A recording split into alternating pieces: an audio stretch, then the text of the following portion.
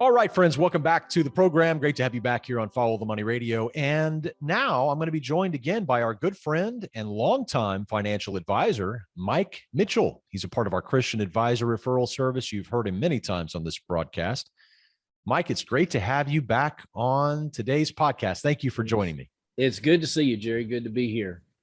Really is great to have you. We always look forward to hearing your insights. And today we have a question from one of our listeners. It's a great question, really focused upon, again, small business owners.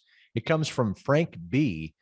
in Providence, Rhode Island. He says, Jerry, I am an owner in a small business partnership, and I'm about 10 years out from retirement. I have recently begun to think about succession planning, and in particular, my exit strategy from the business.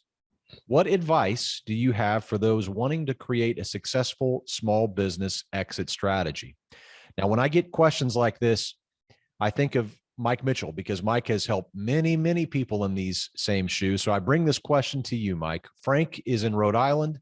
He's got a partnership, it sounds like. He's about 10 years out from retirement. He wants to know how to exit his business. What tips do you have for Frank? Yeah, great question. And I would like to, first of all, there's two, I think, major issues that Frank and people like Frank would want to pay attention to.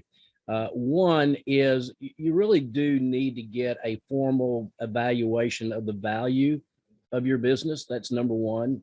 It's always good to have that as a starting point, a set point to know what you're dealing with in relative value to your business. The other is you really need to have an assurance that as you're approaching your time to retirement, that you don't step off into what I call a financial landmine. And that just simply is, if something happens to you or your partner that would prevent you from getting to that point to where you could exit successfully and exit with all the values that you're looking at for your business.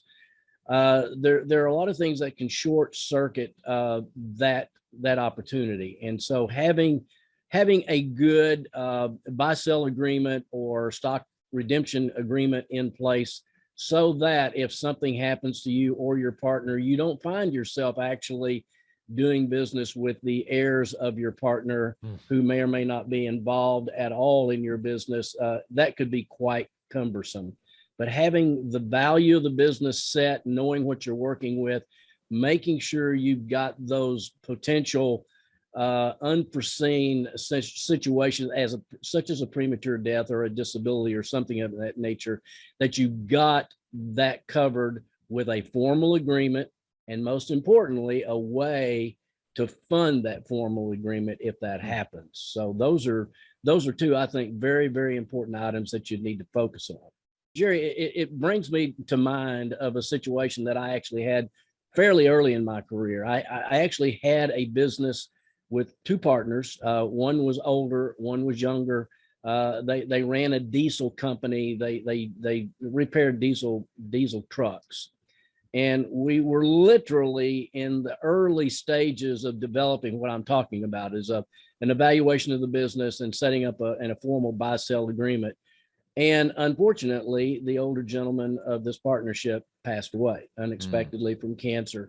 It really created a lot of business chaos for both the surviving owner as well as the survivors and the beneficiaries and the heirs of the owner that was deceased.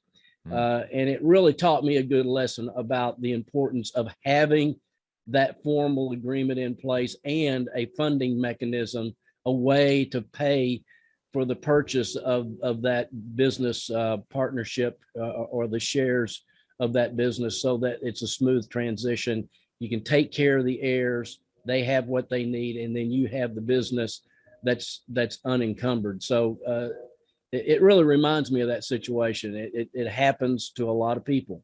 So I would think this would be the areas that business owners, as they're approaching the opportunity to exit their business at retirement, that they have things in place that will protect them as they move to that point. It's a really compelling story. And, I I have some similar stories I can think of too. It's heartbreaking when you think about It it is. sometimes, the plans we make. But the the thing is that you really, what stuck out to me, what you just said, was the fact that many business owners have a plan. You know, Yes, they do. I've talked to many business owners over the years who, they have some sort of formal agreement. This is what's going to happen whenever I pass, or this is what's going to happen at so and so date.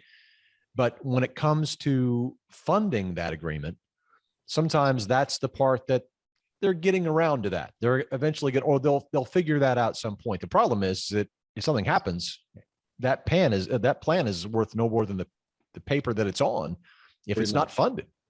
That is correct. And the problem that's created is if you have a disabled or deceased partner, suddenly getting funding to take care of an agreement, even if you've had that agreement in word only, it's not actually written down on paper, but you've got an understanding.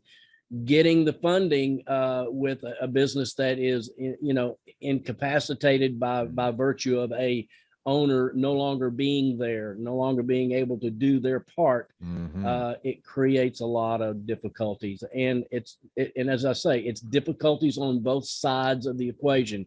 The surviving owner has his own set of issues or her own set of issues, and the heirs of the deceased partner or stockholder also has their own set of issues. So getting this kind of thing in place really makes that transition a much smoother process. It is so smart to have this stuff ironed out. I think Frank's pretty smart looking at this about 10 years out. 10 years Yes, is a pretty good absolutely. runway. Yeah. Absolutely. Very smart move. And the first thing that I mentioned, Jerry, also, even if you don't have a disability or a premature death, even if you're ready to sell your business and go into retirement, you really need to have that formal business evaluation done. Our firm actually does that. We have a process that we will take business owners through and help them achieve that. So, that is things that we help business owners achieve.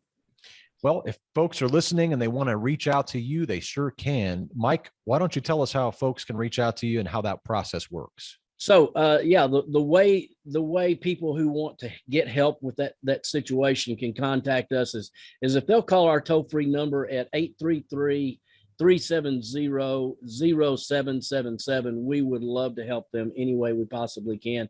We've got lots of experience in this area. Whether they're a small business owner or whether they're someone who also just needs straight up retirement planning. Maybe they have, or maybe they're, small business owner who's facing some other kind of financial situation. Yes. That's stuff that you can help with.